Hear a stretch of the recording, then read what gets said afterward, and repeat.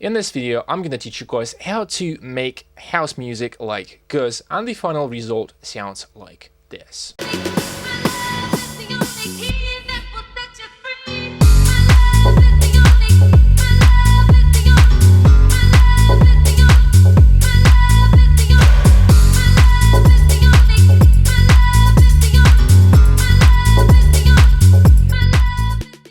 Hi, my name is Vlad, and I help electronic music producers transform ideas into commercial club bangers. If you want to learn how to make music like in this video, then simply join my Facebook group. All the links are down below, and I'll talk to you there. Don't forget to grab my free cheat sheet called 7 Things You Don't Need to Become a Music Producer, and let's get started with the tutorial. Alright, so let's start with the bass line and with the main drop, and after that I will teach you guys how to make this tech house kind of build up. So yeah, I want to start with the bass sound design and the bass melody first. So let's break it down. As you guys can see, I have some variation in my bass line. Might look complicated, but it's not. Trust me. So basically, these are the same notes, the F sharp. Here I'm going up, here I'm going up, and here I'm going a little bit down. So with the semitone, I want to create a little bit of tension. I've talked about that in my previous Scream tutorial. Basically, it's just the same thing. When you are doing things, for example, like this, it creates tension, but sometimes it might not sound too good. It might not fit the vibe of the track if it's, if it's not too dark, if it's more like pop, housey kind of sound, then you might want to use something like this. So we could go up. Basically, it's the same thing, but we are going down and we're still introducing this semitone. And this is how you create these kind of bass lines. One more interesting thing here about the bass line is this octave jump, because without the octave jump, let's listen, it doesn't sound like as interesting, or how you call this.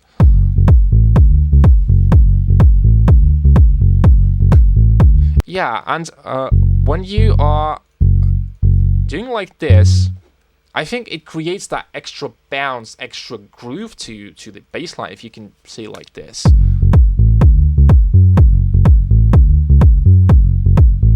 I think it sounds like way more interesting. For the processing, it's really some basic stuff. So I'm using Diva, just one oscillator, just one saw, and what else I'm using here? I'm closing the filter, but the most interesting part comes here. So I have overdrive. So this is without the overdrive. It's too much of distortion, too much of the top end. So basically, I'm using one more filter to cut the low end and make the bass fat with overdrive or saturation, but after that we are closing the filter. So yeah, basically that's it with the bass line. Don't forget to add saturation on your group, because without the saturation on the group, your bass lines and kicks will sound weak. We get that thump and extra sub. With the saturation. You can also boost some frequencies, add drive, and this will glue together your kick and the bass. Alright, so for the drums, some really basic stuff, just 3 claps. As you can see, nothing that fancy and complicated, just 3 claps.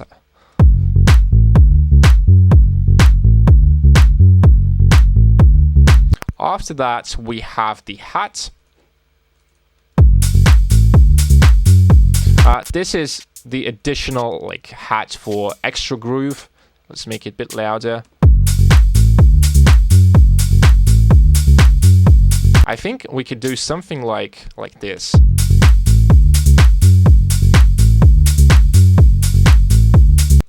Something like this. Maybe.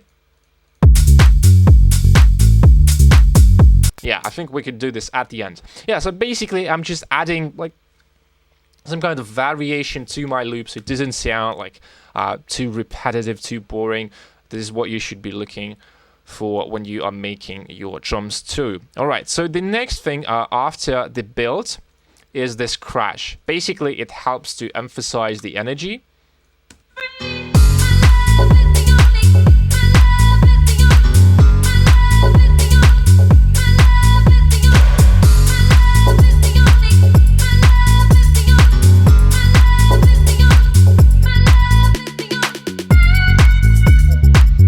And here is another part of the track. As you guys can see, I have deleted the hats just for a while to make the listener kind of feel the groove, feel the kick, the bass, the vibe of the track. Because sometimes you want to keep your track like simpler, just the kick, just the bass, because this is really important. If your track is, you know, too overloaded with a bunch of different like sounds and instruments, and it plays over and over again, it can sound too repetitive, too boring. So this is why you should do some kind of variation in your track.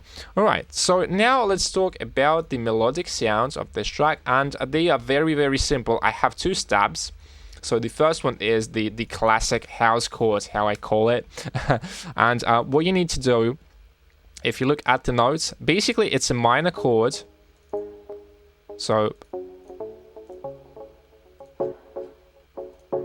and I'm just adding one more note here. And it creates that housey, like a little bit dissonant kind of sound. Because without that, it's just going to be to like usual minor chord. Really basic. But with this note, it becomes much more interesting. Alright, and the next thing is this piano. So basically what I'm doing here, I'm utilizing the power chord. So the power chord is when you have your root note, so for example it's going to be F, and you want to count 1, 2, 3, 4, 5, 6, 7. So basically 7 steps, and it's going to be a power chord. So for example, if we could go from C, so the C is going to be basically the same thing. So 1, 2, 3, 4, 5, 6, 7. So C and G is a power chord. Or you could do 1, 2, 3, 4, 5, 6, 7, and it's going to be F. And it's going to be also the power chord. Right? So really, really easy stuff. So as you guys can see here, this is basically, I'm just going 2 steps down. So you can have your, so if you go down like 2 steps from any key, you can do things like this. Even without the chords, it still sounds good. It kind of resolves. And you can use this technique for any key you are in. And this is basically it for the whole track. It's not as complicated, and in the original one, it's pretty simple too, pretty simple and straightforward.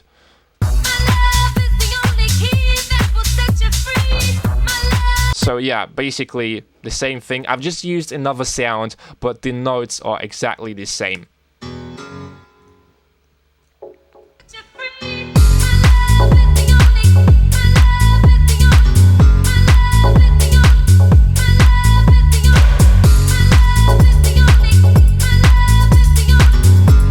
Yeah, I would say the vocal is that main thing that creates that vibe in the original and my version of this track. So yeah, let's now break down the build-up before we end with the tutorial. It's really, really simple, guys. So I have this string.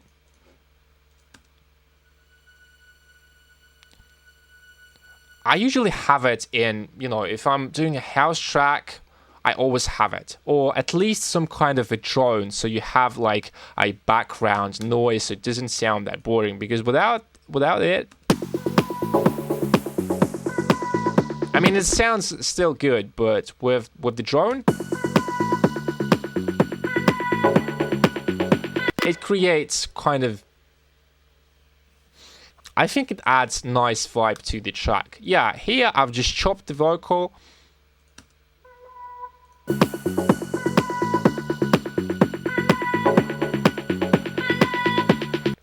I have exactly the same stab.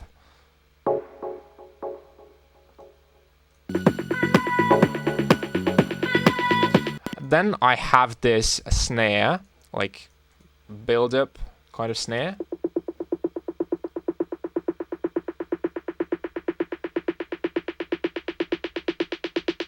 And basically, I'm just opening the filter. Here I have some additional crashes to make the build-up more interesting. So towards the end, I'm introducing some additional elements like crashes.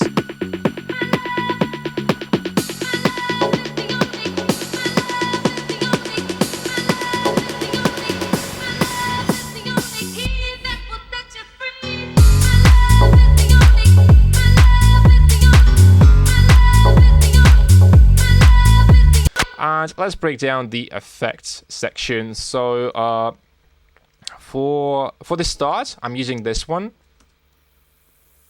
So my track doesn't start just, you know, with the kick and with the bass without any kind of effects. And for the low end, as you can see guys here, I'm using the filter. It doesn't have the low end. We don't want to have too much energy before the drop, because otherwise it won't hit as hard as you want it to hit. So yeah, that's the thing. Here I have like riser. It helps to build that tension when we are approaching the start of the drop. Here basically the same thing, just one more noise effect. And as you guys can see, I have 1, 2, 3, 4 and just one more additional kind of sound just right before the drop, so we have some kind of variation. So let's listen.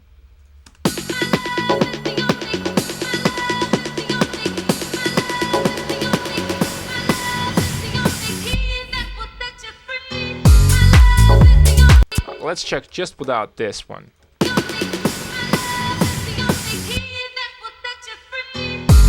I think it sounds too empty. This one it's pretty simple, but it makes a lot of sense. It really helps to glue together the build-up and the drop. And just right before the kick and the bass hit, having this power chord.